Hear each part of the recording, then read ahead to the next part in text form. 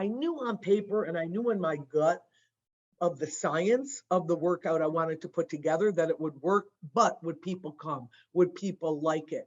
And I just took the risk. I took the chance.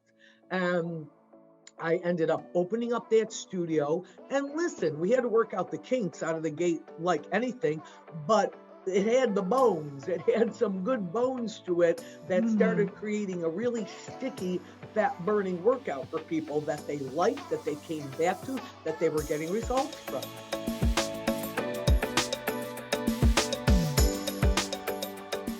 Welcome to the show, Ellen. I am so thankful that you've taken the time out of your busy schedule to chat with me today. I read your story in the last issue of Strong, and wow, you are one inspirational woman. I am so excited to dive deep into your story today and how you were literally like fired at 40 years old from your dream job and now co-founding one of fitness's most popular franchisees with 1,450 studios across the world. Wow, welcome. I'm so happy that you're here with me today. Thank you. My pleasure. Thank you for inviting me. So let's just get into your story. Can you explain to our listeners how you first got into the fitness industry and how maybe it's changed over the years? Well, I literally celebrate my 48th year in the fitness industry this year that I have been teaching group fitness. So I've kind of seen everything from the Jane Fonda leg warmer days and have taught about everything you could teach on the group aerobic room floor: step, slide, spinning, Pilates. So I graduated with a degree in physical education and a master's in exercise physiology. My father was a phys ed teacher and football coach, so it was kind of in my blood and in my family. So yeah, it's just, I've been very fortunate to be working in a field that is truly been my purpose and my passion. Wow. I love Orange Theory, and I've been a few times, and I just like, how did this come about for you? Like, I know you were, always into fitness, but how did the style of workout come about for you? Yeah. So I was in my early 40s and I was about doing everything that I felt like I had achieved, great success in my industry. I managed a high-end fitness spa in Miami Beach. I was doing fitness tips on Fox News. I was selling fitness equipment on QVC. I mean, if you name it, I was doing like all these wonderful things. And that particular job opened up all of those avenues to me. And one day I was called into my boss's office and basically told that they had to let me go. So all of that poof went away. In my early 40s, I'm a single parent of a 9-year-old son. So it was a very traumatic time for me. At that time. Now that I look back, it was probably the best thing that could have happened to me, but you're not thinking that when you're going through some turbulence. And I ended up at that time, so we're going, way back in, 2004, 5, Pilates wasn't really heard of that much. And I started, I went and got a Pilates certification, and I purchased 2 Pilates reformers, and I put them in a spare room in my house. And I literally started doing private Pilates sessions. So this is where I started my entrepreneurial endeavors, in a spare room next to my 9-year-old son's bedroom in my house. And I kept building off of that until about a year and a half later, because I got very busy in that house, where some days from 6 a.m. in the morning to 9 p.m. at night, I had 2 women pulling in my driveway, 2 women pulling out of my driveway. I often jokingly say, I have no idea what the neighbors thought, what kind of business I had going on in there. But I ended up building this up, and I opened up a small 1,100 square foot Pilates studio. And then what happened was my members absolutely loved what I was doing in group equipment-based. I love equipment in a workout, equipment-based Pilates workouts, except they were frustrated with, there was no metabolic work, no fat burning. And they were telling me, listen, we're taking spinning classes, we're working with our personal trainer, we're jogging around the park, and we're not getting the fat burn, the metabolic work that we really want. Ellen, you're an exercise physiologist. Can you come up with another workout besides the Pilates that would do that? So then I decided, okay, I'm going to go find a space larger than 1,100 square foot. And I went and found a space 3 times the size of that space, 3 times the rent of that place. And I signed a lease. And I was certainly nervous at this time because I mean, I didn't know. I knew on paper and I knew in my gut of the science of the workout I wanted to put together that it would work, but would people come? Would people like it? And I just took the risk. I took the chance. And I ended up opening up that studio. And listen, we had to work out the kinks out of the gate like anything, but it had the bones. It had some good bones to it that started creating a really sticky, fat burning workout for people that they liked, that they came back to, that they were getting results from. That is incredible. And I think it's so awesome just to hear your story, how you just started from the ground up. Like you were actually talking to your clients. And I feel like we're missing that in today's society.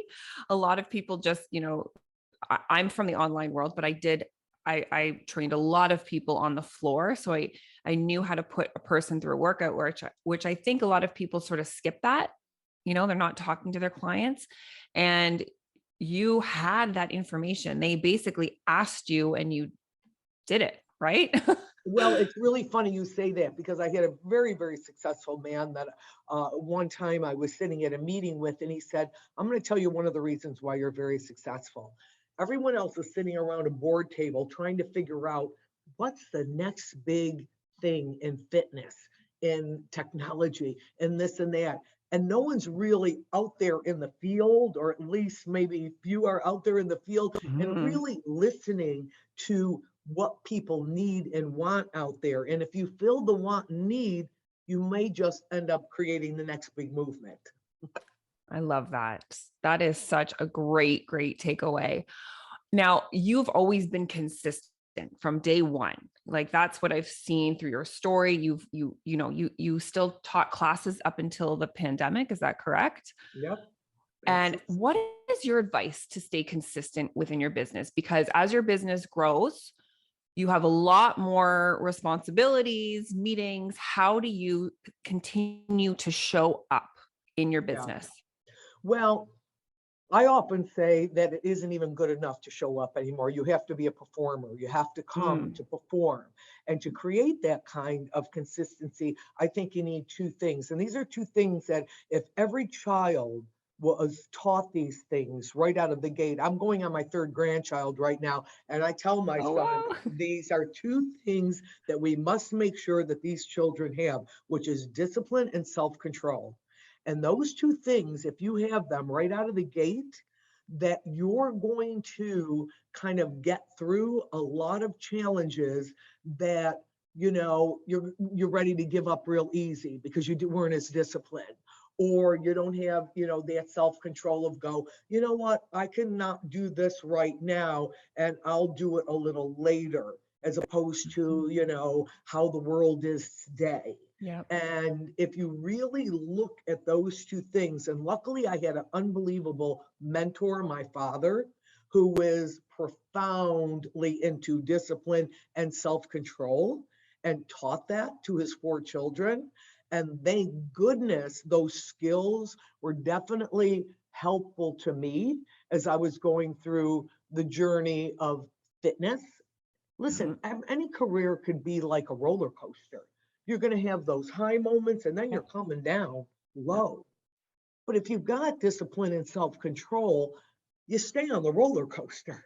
You don't get thrown off the roller coaster, or you don't wait for the guy to stop it. I need to get off. I've not got off the roller coaster for 48 years because of those things. Wow. Like almost like just expect the up and downs. When you expect it, you know how to handle it. What is your approach with like maybe plateaus within your business or your career? What do you do then? Look for little small things. The problem with, again, us is we're looking for grandiose things. Oh my goodness. I'll tell this in studios to our, owners or franchisees. Oh, we didn't hit our number of selling this many or doing this. Okay, what did we do? Well, we did this. Okay, acknowledge those small wins. It's when you start ignoring the small wins, you're going to be in trouble, because small wins create big wins in the end. But if you do it the other way around, you're looking at just for the big win, you're disappointed. You see what I'm saying? It's a whole psyche. Yeah. And then you're almost giving up. When you're disappointed, you're not motivated to continue to do those small wins in order to get the big win. Exactly. Oh, I love that. Now, okay, so I have to ask you this. How does it feel being named the fastest growing woman-owned business in Forbes 2017? Well, look, it was an incredible honor. It's as women, and you can relate, because I think, only women can relate. It's challenging. It's challenging out there. I do believe that we have to work harder out there to get acknowledged equally. It just is what it is. Have we come a long way, baby? Absolutely. Are my granddaughters going to be living in a different world? Absolutely. But what it is today is that, you have to get out there. And this is what I'll tell, women all the time. Feel like you're working harder than anyone else. You want to be successful as a woman in what you're doing. Sit at the end of the day and go, wow, I'm exhausted. I felt like I just worked so hard today. And that was what I sat in moment after moment. So to be acknowledged and recognized for all of those moments is just, it's just beyond. And hopefully it's something that other women, females, young women can take and go, why not me? Yeah. Be the hardest worker in the room. I must say that to myself a couple times in the day when my schedule gets crazy and my boys get sick. I mean, you could just continue to show up as best as you can. You have to keep pushing, because it's just, again, it's, as you said, as a woman, you've got the children, it's just a different MO going on. Now, what were some of your biggest challenges of expanding and franchising the business? Well, of course, franchising is, keeping the consistency, which we talked about, of, what your intent was. And with this workout, it was so important for me to have a workout that everyone in the room was successful. Teaching group fitness for the many decades that I taught, I was always frustrated that the women that tended to come into my aerobics class, my step classes, were the women who were coordinated, the women who looked good in their exercise outfits. And then there was all the other women on the other side of the glass looking in, going, oh, I don't think I can follow that, or I don't look like the other women. And I really, again, observed what was going on. So when this workout was decided to franchise, I really wanted to make sure that we did appeal to the women on the other side of the glass, that it was a workout for everyone. So I created a walker category, a jogger category, a runner category. We've got different options so that, if you can't do a push-up, you do it from your knees, or you do it on the bench or whatever, and they're all okay. And so there were these things that are very important to me that we got across in the workout, that the coaches would coach a very specific way, that everyone would be in this room at different levels, from an athlete to a very deconditioned 70-year-old, and they're on the treadmill next to each other, which happens in many of our classes, and everyone could exit and go, wow, I just got a great workout, and no one felt less than. So those types of things from day one in my brain was, I've got to be able to duplicate that studio after studio. So the challenge of that is to get your messaging consistently across to the franchisees, to the owners, which then in turn get to the members. Yeah. And then you've got, this whole movement going on of people talking about this workout that all levels of people can do, that you come in and it's just about you. You're in your heart rate monitoring system. So you're really monitoring just you and all of this stuff, which excites me so much that we can have over 1,400 studios open. And that really is occurring. That kind of consistency is occurring, across the board. That was very challenging. And we had to keep, and we do to this day, keep drilling it and talking about who we are. I just flew in from Dallas 3 days ago, talking to 34 studios. They, Wow. small group in Dallas of 34, and just again getting the messaging across so they hear it from me. They hear us with the consistent message of who we are, so no one's confused. I love that. And I was just going to ask you, are you still going out and talking? Like, because I feel like that is a huge, like, that's a game changer if they hear it directly from you. So Yeah. you're doing that. You're actually going and traveling and talking to, a bunch of franchisees at once, just to make sure your vision is consistent and your Absolutely. beliefs and values are in Yeah. line with the brand No, still. it is very important. And they do Mhm. want to feel that, even 12 years later into the business, that I am still very engaged and very committed and very excited. And yeah, we just got back from Dallas. I was on a whole podcast with the Northern California group the Wow. day after that. So absolutely getting out there. We'll have our convention at the end of September in San Diego. We'll probably 2,000 to 3,000 people will be there. We'll be Wow. turning that city orange. Absolutely. I love it. How similar is today's Orange Theory workout to what you created in Ellen's Ultimate Workout back in the 1990s? The bones are the same. I wasn't doing heart rate monitoring at Ellen's. Mhm. So that's something we used heart rate monitoring, but we didn't use a system. We used more of a perceived exertion system of how hard are you exerting. And so, putting the bones of what the workout was, endurance, strength, and power, base, push, all out, all of that was created at Ellen's and still exists today. People will sometimes ask me, well, are you going to change 12 years later? Are you going to change the equipment, change the workout? Unless the human cells Yeah. change, I'm not going to change It anything still because works. I didn't create this out of a fad. I created out of my studies of exercise physiology, of how the human cells respond to fitness. How, if you get the mitochondria, which is the structure you cannot even see in a microscope, that's in our muscle cells, there are engines. If you can get them revving over 84%, they're burning that carbohydrate, fat, and proteins at an unbelievable level. They're revving up your engine. This is all based on science. And the best way to do that is with the equipment we have in that room. What do you think the key success has been for Orange Theory?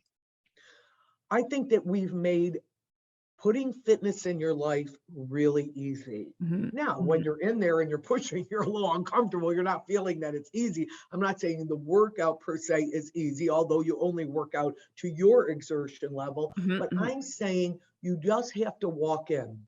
You don't have to think about the workout. We design the workouts. We test them for heart rate response. We make sure all the muscles are recruited and worked in a functional, usable way. We're putting Mm. power in your body with rowing, which is wattage, to keep those cells, those mitochondria, as youthful as possible.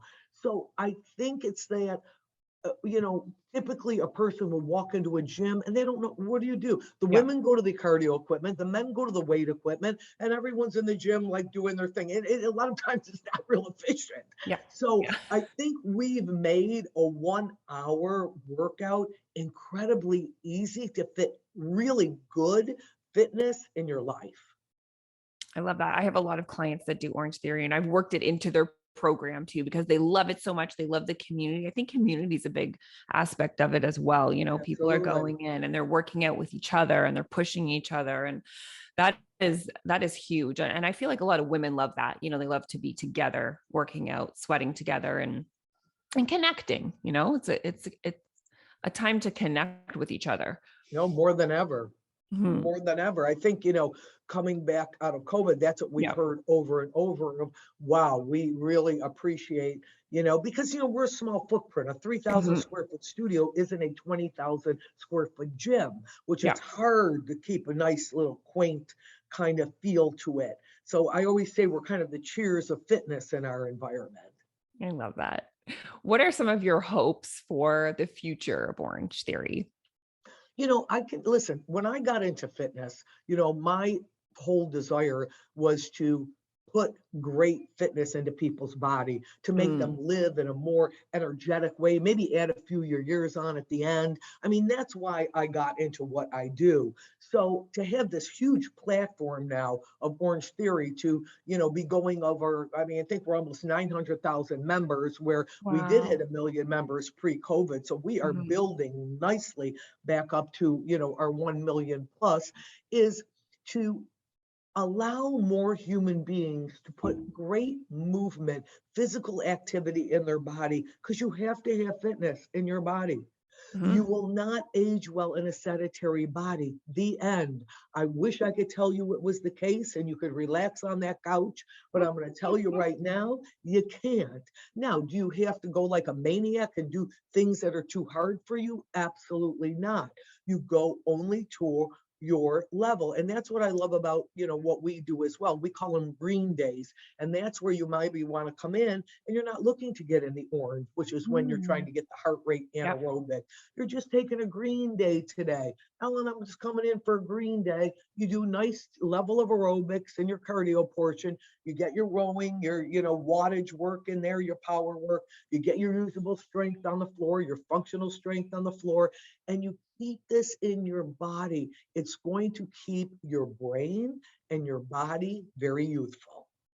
Love that. Did you guys transition at all or pivot during the pandemic? Like, did you offer online options? We did. We Yeah. had online, we had outdoor classes. We Oh, absolutely awesome. moved quickly into that and had people who, even to this day, I think there's a population of people that still do some of our online when they can't get into the studio. But we truly are a studio environment, Mhm. kind of a little Mhm. what you were talking about of that social, that connecting, Yeah. people really love that.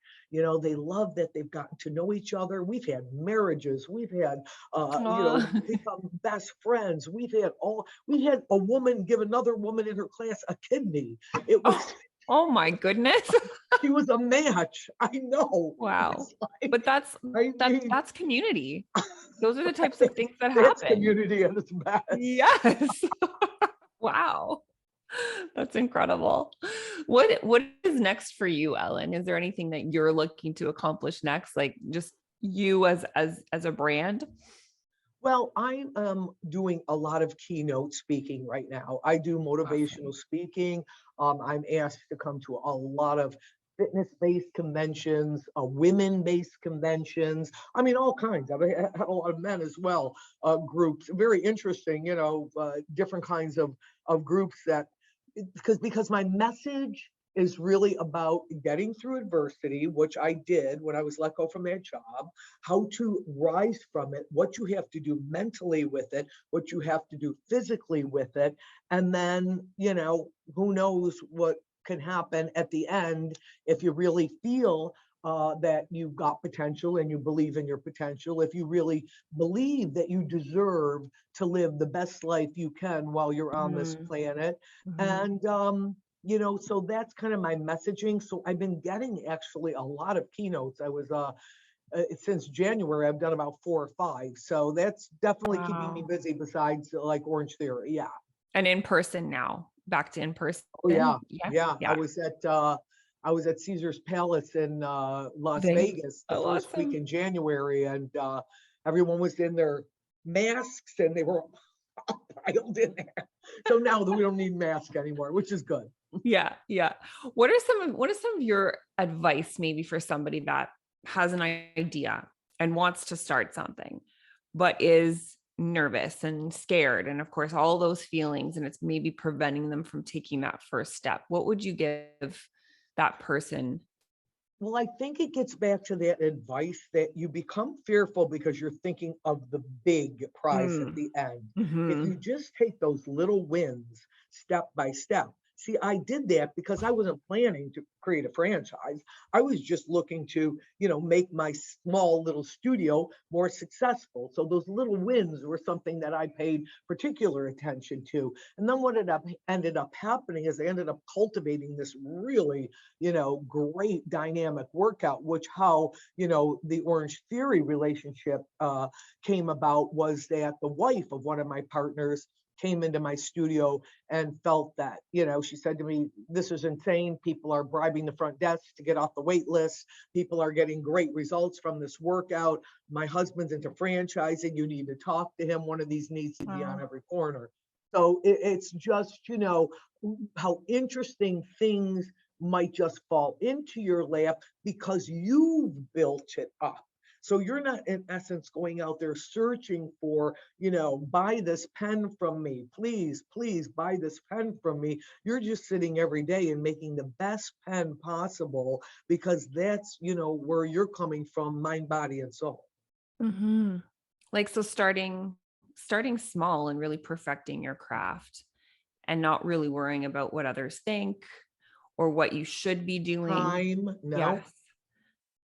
Love that. I partnered with my partners. I was 54 years old.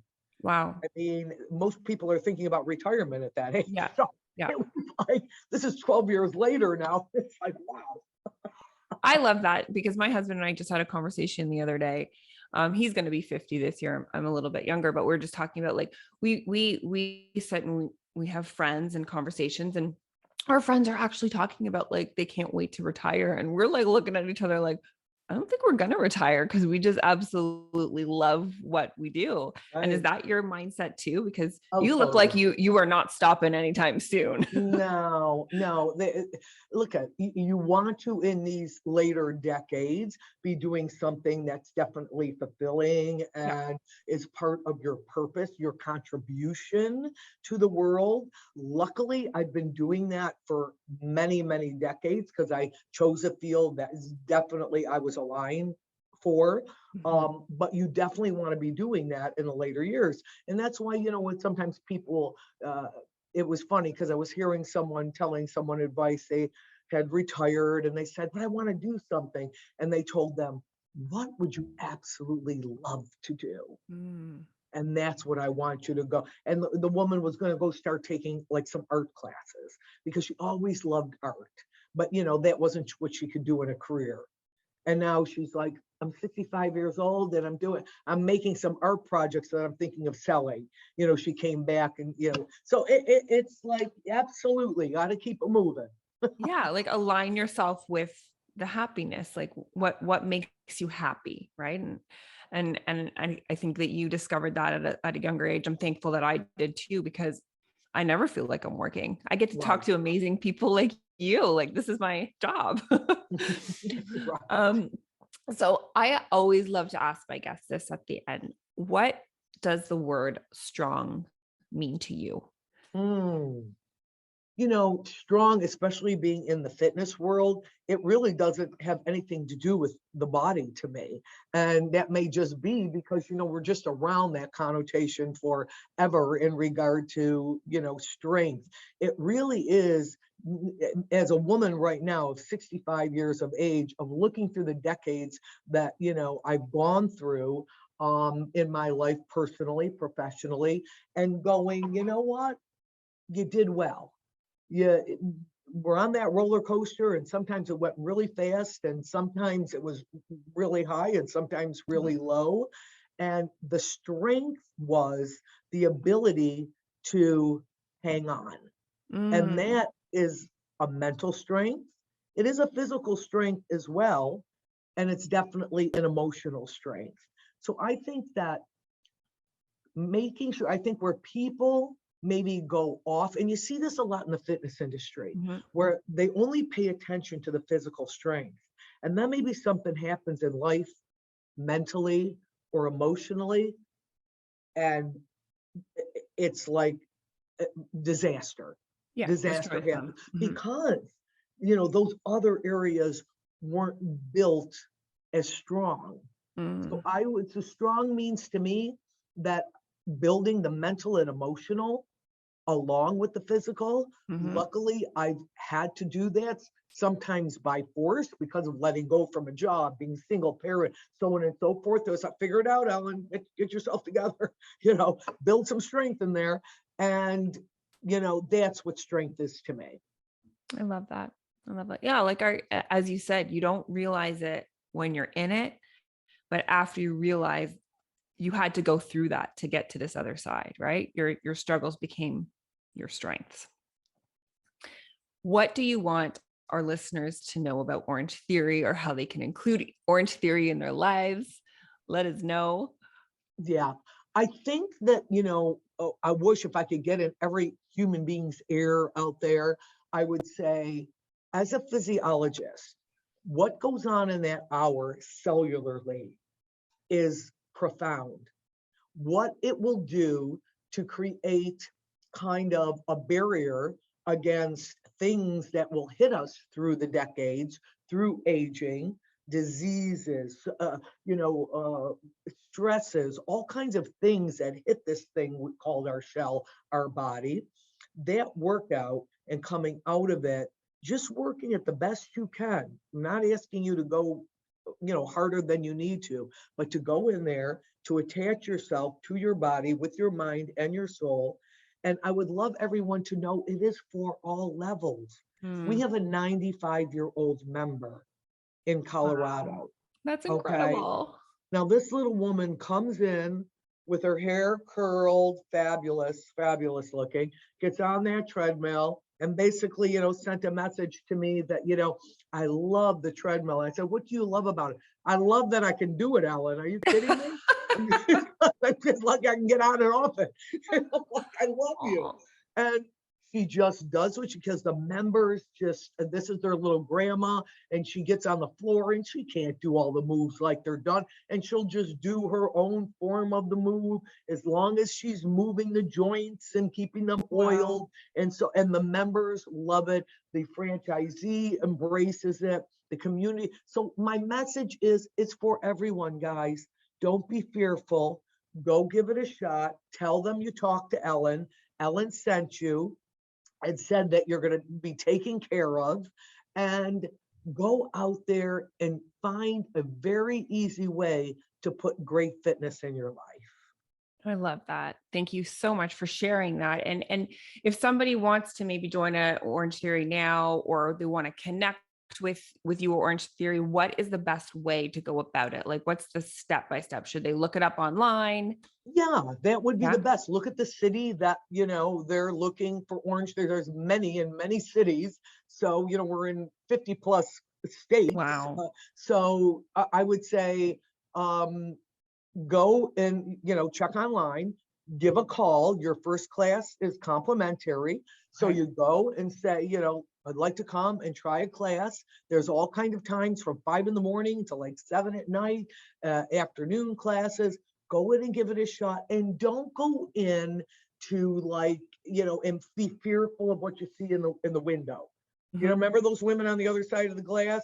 Know that I noticed them, okay, when I created this workout. So don't be fearful when you look through the glass and you see someone running like a banshee person, and you're like, oh my God, what am I going to do with that?